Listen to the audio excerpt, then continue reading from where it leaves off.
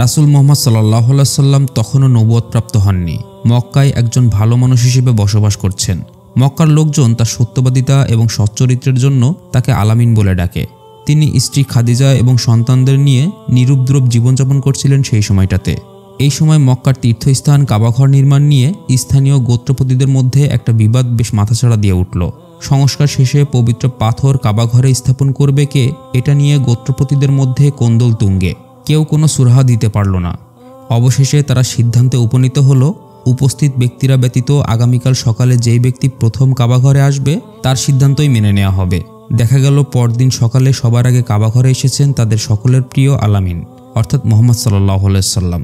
সবাই তার শরণাপন্ন হলে তিনি পরামর্শ দেন একটা বড় চাদর এনে সেটার মাঝখানে পবিত্র পাথর বসানো হোক। চাদরটির চারপাশ প্রতি গোত্রের একজন করে গোত্রপতি ধরে পাথরকে কাবার ভেতরে নিয়ে যাওয়া হোক। সকলেই তার এমন অভিনব সমাধানে আনন্দিত হলো। পবিত্র পাথরকে চাদরের উপর বসিয়ে সকলেই সেটাকে ধরে কাবার ভিতরে নিয়ে গেল এবং আলামিন সেটাকে নির্দিষ্ট স্থানে বসিয়ে দিলেন। মুহাম্মদ সাল্লাল্লাহু আলাইহি সাল্লামের এমন বুদ্ধিমত্তায় প্রশংসায় পঞ্চমুখ হয়ে উঠল সবাই। এই ঘটনা নবুয়তের 5 বছর আগে 605 খ্রিস্টাব্দে ঘটেছিল। এই বছরই কুরাইশ বীর ওমর ইবনে খাত্তাবের ঔরসে জন্ম নেয় তার এক কন্যা সন্তান। এই কন্যা সন্তানের নাম রাখা হয় হাফসা বিনতে ওমর রাদিয়াল্লাহু তাআলা আনহা। নবুয়তের 6ষ্ঠ বছর হাফসা তার পিতা ওমর ইবনে খাত্তাবের অনুপ্রেরণায় ইসলাম গ্রহণ করেন। মদিনায় হিজরতের আগে খুনাইস ইবনে হুযায়ফা রাদিয়াল্লাহু তাআলা আনহার সঙ্গে তার বিয়ে হয়। খুনাইসও বিয়ের আগে থেকেই মুসলিম হয়েছিলেন। ধর্মরক্ষার্থে তিনি ইথিওপিয়ায় হিজরত করেন এবং মদিনায় হিজরতের প্রাক্কালে ফিরে আসেন। মদিনায় হিজরতের প্রাথমিক দলে হাফসা এবং তার স্বামী অংশগ্রহণ করেন। রাসূল মুহাম্মদ সাল্লাল্লাহু আলাইহি সাল্লাম ওমর সহ অধিকাংশ সাহাবীকে তিনি এবং আবু বকর হিজরত করার কয়েক মাস আগে মদিনায় হিজরতের নির্দেশ দেন। মদিনায় হাফসা রাদিয়াল্লাহু আনহা তার স্বামী খুনাইসের সঙ্গে সংসার শুরু করেন। দ্বিতীয় হিজরিতে মদিনা জুড়ে বদর যুদ্ধের রণভেরি বেজে ওঠে। ইসলামের প্রথম যুদ্ধাভিযানে অংশ নিতে মদিনায় শ্বাস রব পড়ে যায়। সত্য এবং মিথ্যার প্রথম সশস্ত্র জিহাদে শরিক হতে প্রত্যেক মুসলিম নিজেদের সর্বস্ব নিয়ে বদর প্রান্তরে সমবেত হন। খুনাইস রাদিয়াল্লাহু আনহু এই যুদ্ধাভিযানে অংশ নেন এবং বীর বিক্রমে যুদ্ধ করে মারাত্মকভাবে আহত হন। আহত অবস্থায় তাকে মদিনায় নিয়ে আসা হয়। বেশ কিছুদিন মুমূর্ষু অবস্থায় থেকে অবশেষে তিনি শাহাদাত বরণ করেন। রাসূলুল্লাহ সাল্লাল্লাহু আলাইহি সাল্লাম স্বয়ং তার জানাজা বহন করে কবরস্থানে নিয়ে যান। হাফসা রাদিয়াল্লাহু আনহা মাত্র 22 বছর বয়সে বিধবা হন। জীবনের উষালগ্নে এমন বেদনাবিধুর অভিজ্ঞতা তাকে বিমর্ষ করে তোলে। মেয়ের এমন উন্মাননা বিরহ দেখে পিতা ওমর রাদিয়াল্লাহু তাআলা আনহু চিন্তায় পড়ে যান। কোনো বাবাই বা তার মেয়ের এমন একাকিত্বের জীবন দেখে নিশ্চিন্তে থাকতে পারে? স্বামী শহীদ হওয়ার পর হাফসার ইদ্যৎকালীন 3 মাস পূর্ণ হলো। পিতা ওমর রাদিয়াল্লাহু আনহু তার মেয়ের জন্য যোগ্য পাত্রের সন্ধানে ব্যতিব্যস্ত হয়ে পড়লেন। বদর যুদ্ধের পর অসুস্থ অবস্থায় রাসূলের আদরের মেয়ে রুকাইয়া রাদিয়াল্লাহু আনহা ইন্তেকাল করেন। তিনি ওসমান ইবনে আফফান রাদিয়াল্লাহু আনহুর সহধর্মিণী ছিলেন। চমৎকার এক জুটি ছিল। দুজনেই ছিলেন লজ্জার ভূষণে আবৃত। একসঙ্গে সর্বপ্রথম হিজরত করেন ইথিওপিয়ায়, আবার একই সঙ্গে ইথিওপিয়া থেকে হিজরত করে আসেন মদিনায়। ভালোবাসায় টইটুম্বুর ছিল তাদের সংসার। কিন্তু আল্লাহর ইশারায় এই জুটির একটি পাখি বেহেশতের সবুজ পাখিদের ভিড়ে মিশে গেলেন। বদরের যুদ্ধের পরপরই রুকাইয়া আল্লাহর সান্নিধ্যে চলে যান। ওমর রাদিয়াল্লাহু আনহু এলেন ওসমানের কাছে। সদ্য গত হওয়া স্ত্রীর বেদনায় মুষড়ে পড়া ওসমানের যত না কিছুটা হলেও উপশম করার জন্য তিনি তার মেয়ে হাফসার নাম প্রস্তাব করলেন বিয়ের জন্য। ওসমান রাদিয়াল্লাহু আনহা তখন হ্যাঁ বা না কোনো উত্তরই জানালেন না। তিনি শুধু জানালেন তিনি এখনও বিয়ের কথা ভাবছেন না। যদি মন স্থির করেন তখন এ বিষয়ে ভাববেন। ওসমানের পক্ষ থেকে এক প্রকার না সূচক উত্তর পেলেন ওমর ফারুক রাদিয়াল্লাহু আনহু। তিনি মনক্ষুণ্ণ হয়ে প্রিয় বন্ধু আবু বকর রাদিয়াল্লাহু তাআলা আনহুর কাছে এলেন। এবারও একই প্রস্তাব দিলেন। আবু বকর রাদিয়াল্লাহু আনহু কোনো হ্যাঁ বা না উত্তর দিলেন না। এই বিষয়ে বরং চুপ থাকলেন। আবু বকরের এমন আচরণে ওমরের মনোবেদনা আরও তীব্র হলো। তিনি নিজের মনোকষ্টের কথা কিছুটা হালকা করতে রাসূলের কাছে এলেন। রাসূলের কাছে এসে ওসমান এবং আবু বকর তার সঙ্গে কেমন বিমাতাসুলভ আচরণ করেছেন সে ব্যাপারে অনুযোগ করলেন। আল্লাহ রাসূল সাল্লাল্লাহু আলাইহি সাল্লাম হয়তো এমন প্রস্তাবের জন্যই প্রতীক্ষিত ছিলেন।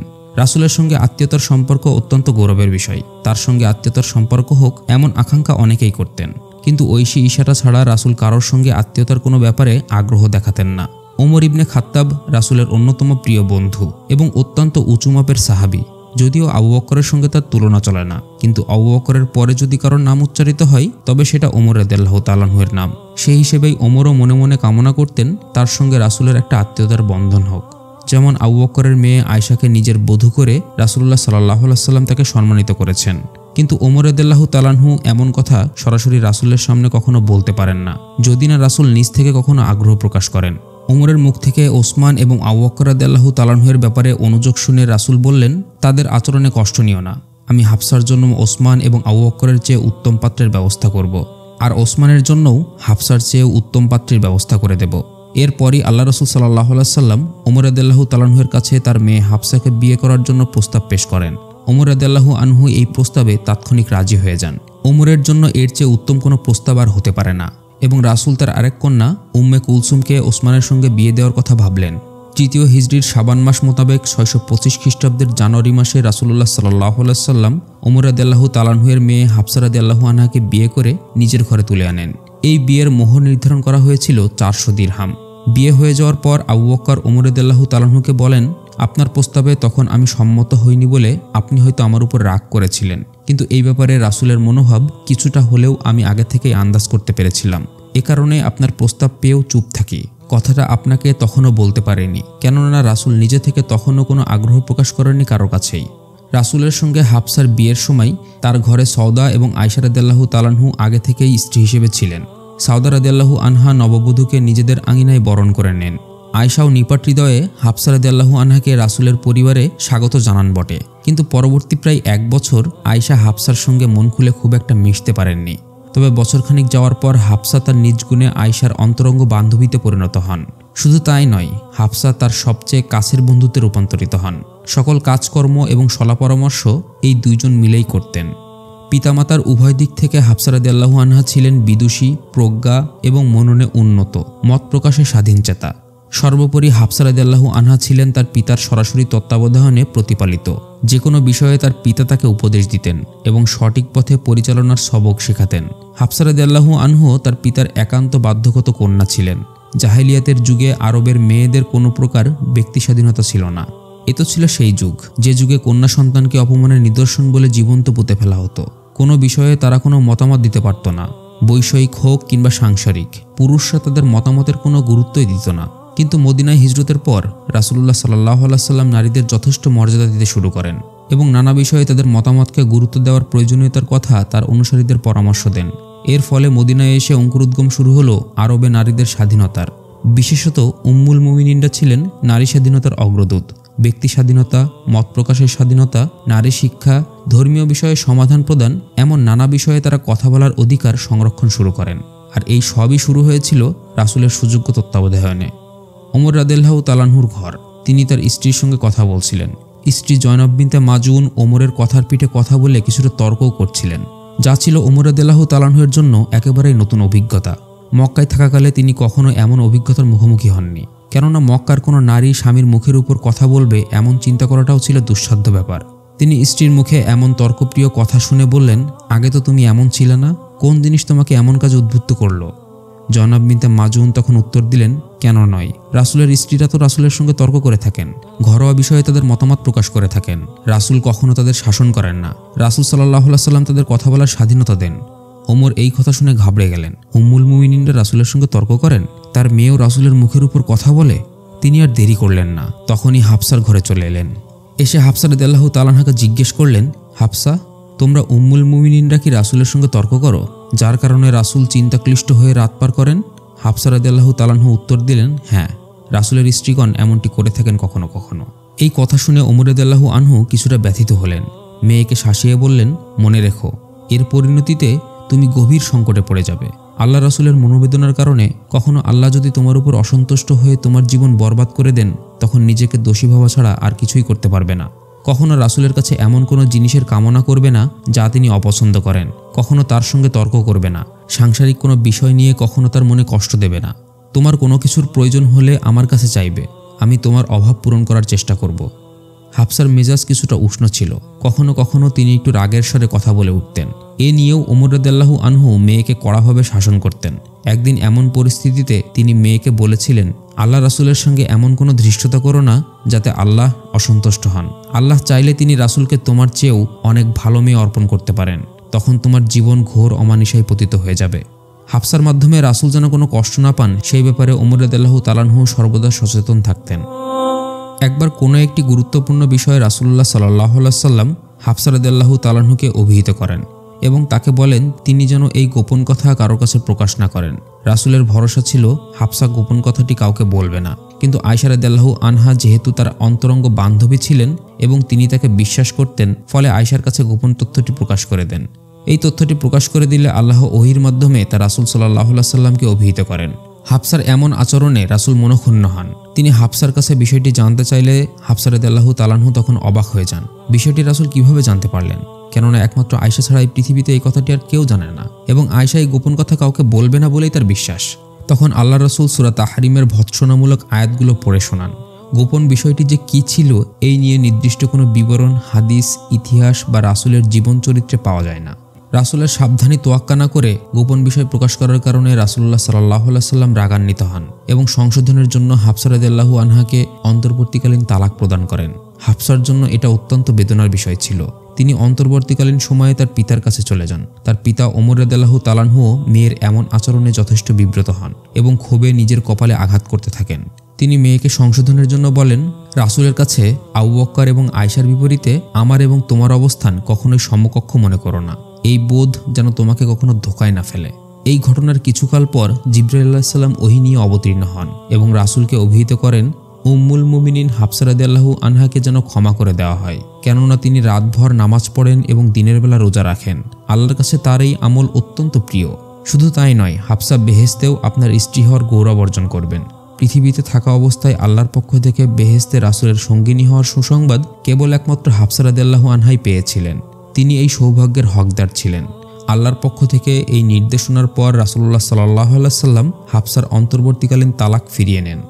এখানে হাফসা এবং রাসূলের দাম্পত্য জীবন থেকে অনন্য একটি শিক্ষণীয় বিষয় রয়েছে। হয়তো অনেকের স্ত্রী এমন আছেন যার রাগ বেশি বা অন্য দোষণীয় কোনো স্বভাবদোষে দুষ্ট, যার ফলে স্বামী স্ত্রীর প্রতি অতিষ্ঠ হয়ে তাকে তালাক দেওয়ার কথা ভাবতে বাধ্য হন অথবা কঠিন কোনো সিদ্ধান্ত নেওয়ার ইচ্ছা প্রকাশ করেন। রাসূলের অবস্থাও ঠিক এমনই ছিল, কিন্তু আল্লাহ জিবরাইলকে পাঠিয়ে রাসূলকে অভিহিত করলেন। হয়তো হাফসার মধ্যে রাগী মনোভাব, কথা রক্ষা না করার প্রবণতা বিদ্যমান, কিন্তু তার মধ্যে এমন কিছু সদ্গুণ রয়েছে যার বদৌলতে তিনি বেহেশতে আপনার সঙ্গিনী হওয়ার সৌভাগ্য অর্জন করেছেন। বিষয়টি হলো ইতিবাচক দৃষ্টিভঙ্গির। প্রত্যেক মানুষের মধ্যে ভালো মন্দ স্বভাব রয়েছে। দাম্পত্য জীবনে স্বামী যদি কেবল স্ত্রীর মন্দ স্বভাবটি নিয়েই হাহুতাশ করে, তার চারিত্রিক মন্দ গুণের কথা মানুষের কাছে বলে বেড়ায়, তবে সেই সংসারের শান্তি চিরদিনের জন্য তিরোহিত হয়ে যাবে। স্বামীর উচিত স্ত্রীর ভালো গুণ খুঁজে বের করা এবং সেগুলোর প্রশংসা করা। প্রশংসা এবং প্রেরণা মানুষকে বদলে দিতে উৎসাহ দেয়। অন্ধকারকে অন্ধকার কখনো দূরীভূত করতে পারে না। অন্ধকারকে দূর করার জন্য প্রয়োজন আলোর উদ্ভাসন। মন্দ স্বভাবকে কখনো গালমন্দ দিয়ে দূর করা যায় না, ভালোবাসার আলো দিয়েই তা দূর করতে হয়। হাফসার বিষয়টিই দেখা যেতে পারে। তার প্রত্যাহিক আমলে আল্লাহ এতটাই খুশি হয়েছেন যে তার পক্ষে সাফাই গাওয়ার জন্য স্বয়ং জিবরাইল আলাইহিস সালামকে পাঠিয়ে দিয়েছেন। এভাবে স্ত্রীর মন্দ কাজ নেতিবাচক দৃষ্টিভঙ্গিতে দেখার বদলে তার ভালো কাজ ইতিবাচক দৃষ্টিভঙ্গিতে গ্রহণ করলে অনেক সমস্যারই সমাধান হয়ে যাবে। অন্য অনেকের চেয়ে হাফসা রাদিয়াল্লাহু আনহার মধ্যে জ্ঞানের অনুসন্ধিৎসা ছিল প্রবল। ধর্মীয় বিষয়ে অনেক কিছুই তিনি রাসূলুল্লাহ সাল্লাল্লাহু আলাইহি সাল্লামের কাছ থেকে জেনে নিতেন।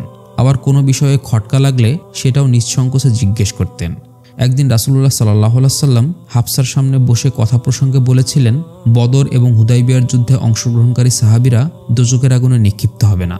রাসূলের এই কথা শুনে হাফসা জানতে চাইলেন, হে আল্লাহর রাসূল, কিন্তু আল্লাহ তো বলেছেন তোমরা প্রত্যেকেই জাহান্নামে নতজানু হয়ে উপস্থিত হবে।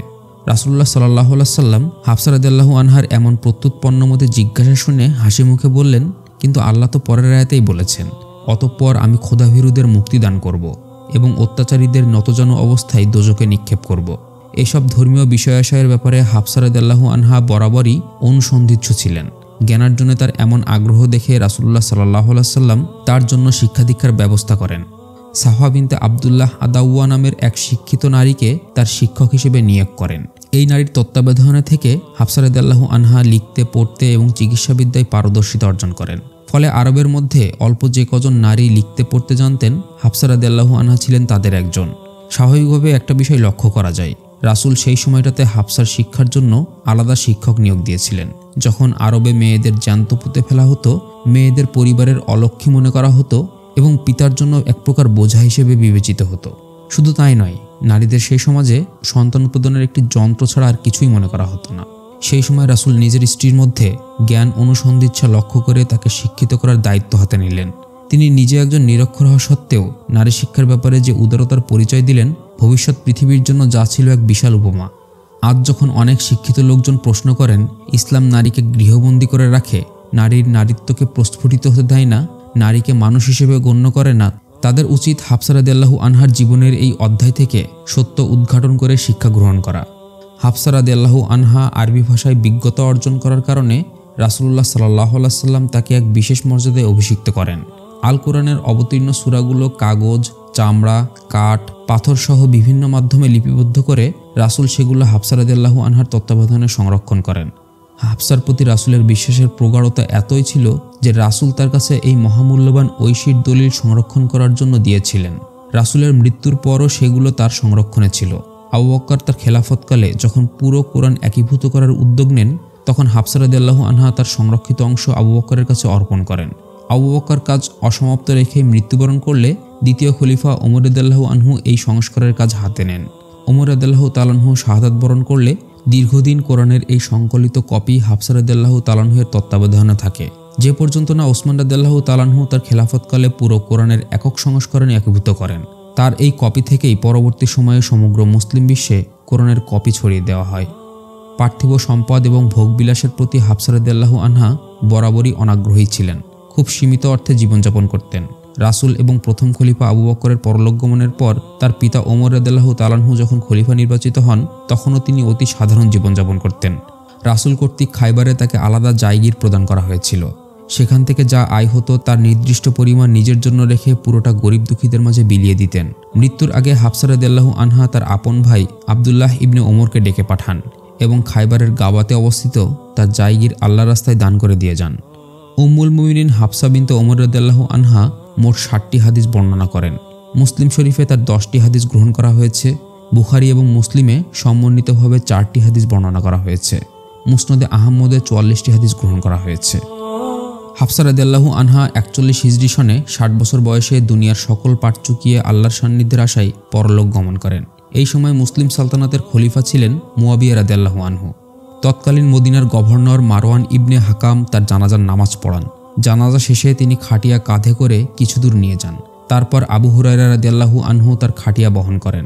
হাফসার আপন ভাই আব্দুল্লাহ ইবনে ওমর এবং তার ছেলে আসেম, সালেম, আব্দুল্লাহ, হামজা নববী আলোয় আলোকিত এই বেহেশতি চেরাগকে মাটির বিছানায় শুইয়ে দেন। মুমিন জননী হাফসা রাদিয়াল্লাহু আনহার কোনো সন্তান ছিল না।